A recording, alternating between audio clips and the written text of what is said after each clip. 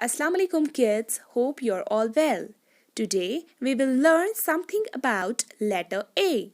So kids, let's get started. A for apple. Apple is a fruit. A for apple. Apple is a fruit. Kids, say along with me. A for apple. Apple is a fruit. Very good. Now, say it again. A for apple.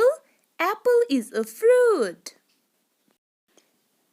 An apple is red in color. Yes, kids, an apple is red in color.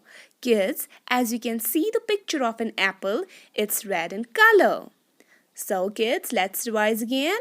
A for apple. Apple is a fruit. The color of an apple is red. Okay, kids, now say along with me. A for apple. Apple is a fruit. The color of an apple is red. Now kids, it's a fun time.